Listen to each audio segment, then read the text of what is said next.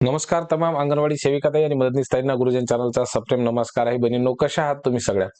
आज अत्यंत महत्त्वाचा नवीन जी आर हा पारित झालेला आहे. स्मार्ट अंगणवाडी किटसाठी एकूण किती निधी उपलब्ध होणार आहे आणि याचा फायदा अंगणवाडी सेविकाताई आणि मदतनीसताईंना अर्थातच अंगणवाडीला कशा पद्धतीने होणार आहे ही सगळी माहिती आपण या व्हिडिओच्या माध्यमातून जाणून घेणार आहोत. अगदी ते सुद्धा खूपच कमी वेळेमध्ये. बघा बहिणींनो, नवीन जी आर हा निर्गमित झालेला आहे. या नवीन निर्णयामुळे निश्चितच आनंदाचं वातावरण सगळ्या अंगणवाडी महिलांमध्ये, सर्व अंगणवाडी सेविकाताई आणि मदतनीसताई यांच्यामध्ये निर्माण झालेला आहे. खूपच महत्वाचा हा जी आर आहे. गोड बातमी आहे, त्यामुळं सगळ्यांच्या चेहऱ्यावरती स्मितहास्य आलेलं आहे. का?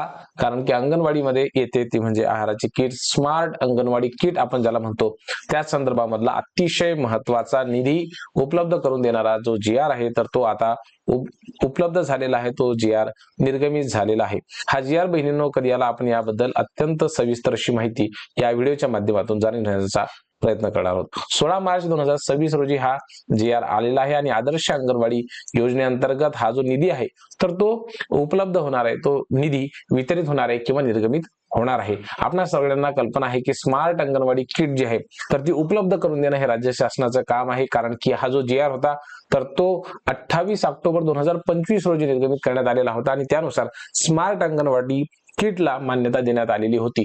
परंतु यासाठी आवश्यक असणारा जो निधी आहे, कारण की 2025-26 हे जे आर्थिक वर्ष आहे त्या आर्थिक वर्षासाठी एकंदरीत जो खर्च लागणार होता, सुधारित खर्च लागणार होता, थोडंसं जे बजेट होतं राज्य शासनाने आधी डिसाईड केलेलं त्यामध्ये थोडीशी वाढ झालेली होती आणि त्यामुळे जे सुधारित अंदाज जो आहे तर तो या ठिकाणी दिलेला आहे आणि एकंदरीत 63 कोटी रुपये याला खर्च आवश्यक आहे किंवा तेवढा लागू शकतो अशा पद्धतीचं एस्टिमेट आहे आणि यासाठी जो आहे 54 कोटी रुपयांचा निधी हा उपलब्ध करून देण्यात आलेला आहे. त्यामुळे ही अत्यंत महत्वाची बाब आहे. आता हा जो निधी आहे हे कशासाठी खर्च केल्या जाणार आहे ते बघा. जे लेखाशीर्ष आहे 2236 तर त्यासाठी सुरुवातीला हे पोषण आहारावरती खर्च करण्यात येतील. त्याचबरोबर पोषक अन्न व पेय यांचं वितरण करण्यासाठी देखील हा निधी वापरण्यात येणार आहे. विशेष पोषण आहार कार्यक्रमासाठी हा निधी निश्चितच युटिलाइज होणार आहे, वापरला जाणार आहे. त्याचबरोबर आदर्श अंगणवाडी प्रकल्पासाठी देखील हा निधी वापरला जाणार आहे. एकंदरीत आपल्या सगळ्यांना बहिणींना माहिती आहे की आदर्श अंगणवाडी योजनेअंतर्गत जो खर्च अपेक्षित असतो राज्य शासनाला किंवा महिला व बालकल्याण विकास विभागाला, तर त्या संदर्भाने जो हा निधी खर्च केला जाणार आहे. अंगणवाडी सेविका मदतनीसताई या निधीला कधी उपलब्ध होईल त्याची वाट बघत होत्या, कारण की वेळेवरती सगळा पुरवठा जर झाला तर त्या ठिकाणी अंगणवाडी सेविकांमध्ये विद्यार्थी येतात, नियमित राहतात, पालक सुद्धा खुश होतात. त्याचबरोबर स्तनदा माता असतील, गर्भवती माता असतील यांची प्रश्न सुटतात. फक्त शासनाला एक विनंती की तुम्ही जो आहार देत आहात, एवढा मोठा तुम्ही खर्च करत आहात, त्या याची जी गुणवत्ता आहे तर ती सुद्धा अतिशय चांगल्या पद्धतीने असावी. कारण की पालक किंवा माता जे असतील किंवा बालक असतील ते अनेक वेळा नाराजी सुद्धा त्या ठिकाणी व्यक्त करताना आपल्याला दिसतात.